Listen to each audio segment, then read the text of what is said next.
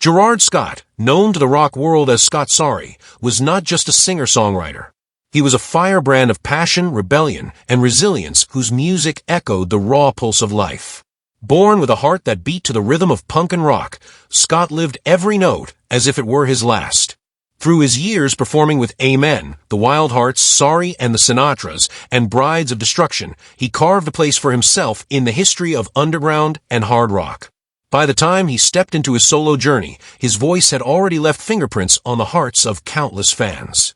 At the time of his passing on October 30th, 2025, poignantly his 47th birthday, Scott Sorry was estimated to have a net worth of $2 million. But his true wealth lay far beyond numbers. It lived in the songs that roared with rebellion, in the melodies that whispered pain, and in the fans who found strength in his truth. Early life and the birth of a music rebel. Growing up in Philadelphia, Scott was drawn to the fierce honesty of punk rock from a young age. He found a home among the city's underground scenes, where sweat, distortion, and passion fueled every show. Before fame, he played in several local punk bands, where his grit, talent, and stage presence caught attention. There was something magnetic about him, a mix of danger and vulnerability that made people listen. Music wasn't just what he did, it was who he was. The Amen years, 2003 to 2005, a storm on stage.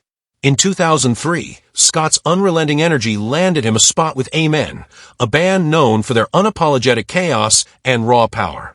Joining them on their Join or Die tour, he poured his soul into every performance.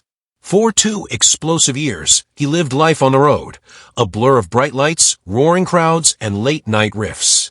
By late 2005, Scott parted ways with Amen, leaving behind a trail of unforgettable performances and a reputation as one of punk's fiercest bassists. Brides of Destruction, 2005, a glimpse into rock's wild heart. In 2005, fate led Scott to join Brides of Destruction, the supergroup that included rock legends like Nikki Sixx and Ginger from the Wildhearts. When Sixx left, Scott stepped in as the new bassist, breathing new energy into the band. Together, they created Runaway Brides, a raw and powerful album produced by Andy Johns. Though the record didn't climb the charts, it carried the fearless attitude that defined Scott's spirit. A video for White Trash was filmed, symbolizing the band's rough-edged essence, but before the tour could fully take off, Scott was replaced. Still, his brief chapter with Brides of Destruction added another spark to his already blazing career, proof that even in transition, his fire never dimmed. The Wildhearts, 2006 to 2009, 2014, Brotherhood and Brilliance.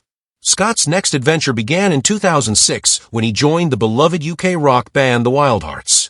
With them, he found not just a band but a family. Together, they recorded The Wildhearts, released in 2007, followed by the single The Sweetest Song. Fans embraced his chemistry with the band, admiring how his rough voice and fierce bass lines gave their music an electrifying edge. A year later, they released Stop Us If You've Heard This One Before, Volume 1, a covers album paying tribute to the artists who inspired them, from Fugazi to the Distillers. Their creativity reached new heights with Chutzpah. In 2009, an album recorded in Denmark that pushed their sound to fearless new places.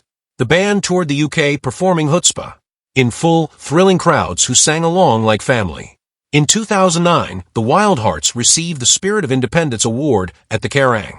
Awards, a moment that symbolized everything Scott stood for: passion, perseverance, and freedom.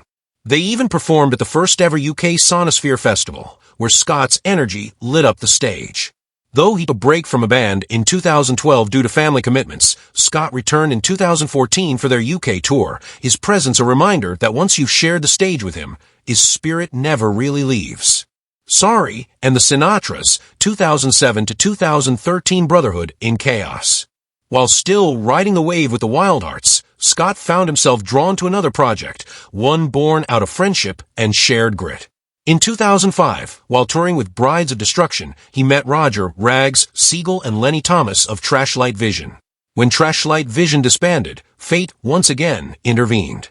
Scott teamed up with guitarist Danny Sinatra, Siegel, and Thomas to form Sorry and the Sinatras, a name that perfectly captured their attitude: raw, fearless, and unapologetically wild. Their debut album Highball Roller was recorded in less than 3 weeks in a small studio in Barnsley, UK, under producer Jason Sanderson. Released on May 11, 2009, the album exploded with punk energy and heartfelt grit. British critics praised it for its sincerity and punch, calling it a refreshing blast of old-school rock spirit. The band toured both the UK and the US, bringing their chaos and charm to every crowd. For Scott, this band wasn't just about music, it was about friendship, survival, and staying true to the fire that burned within him. A new chapter, The Solo Journey, 2015 to 2025. By 2015, Scott was ready to tell his own story. After years of creating music with bands, he stepped into the light as a solo artist. His heart project, When We Were Kings, launched through Pledge Music, didn't just meet expectations, it shattered them, reaching an astonishing 437% of its original goal. Released in March 2016, the album was a triumph of emotion and honesty. Critics loved it, Vive Lou Rock magazine gave it 9 out of 10, and fans praised its raw vulnerability. The record soared to number 2 on the official UK rock charts, a testament to Scott's enduring connection with listeners. In When We Were Kings, Scott didn't just sing. He confessed, remembered, and healed. His lyrics spoke of lost time, enduring hope, and the fight to stay alive when the world feels heavy. It was the sound of a man who had lived, loved, and learned, a reflection of both his strength and his scars. After a 6-year break, he returned in 2021 with Black Dog Dancers, a haunting and soulful single released under Generation X-Ray Records. It was a song that carried his spirit, dark yet defiant, weary yet unbroken. Personal life, love, family, and the fight of his life. Beyond the stage lights and roaring crowds, Scott was a husband, a father, and a fighter. He was deeply devoted to his wife Hanny and their 3 children, who were the anchor that kept him grounded amidst the whirlwind of touring life. In 2018, life dealt him a cruel hand, a diagnosis of glioblastoma, an aggressive form of brain cancer. But Scott, true to his nature, faced it not with fear, but with defiance. Even as his body weakened, his soul never surrendered. He continued creating, loving, and inspiring, showing the world that true strength is not measured in years, but in the courage to keep going. A legacy that burns forever. On October 30th, 2025, the world lost Gerard Scott, a man who lived his art until his final breath. He passed away on his 47th birthday, surrounded by love, music, and the memories of a life fully lived.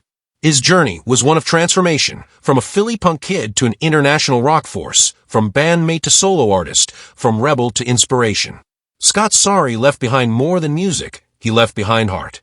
His songs carry the echoes of the battles he fought, and the hope he shared. In every note of When We Were Kings and every growl of his bass, you can still hear the man who refused to fade quietly. His story reminds us that music is more than sound, it's soul.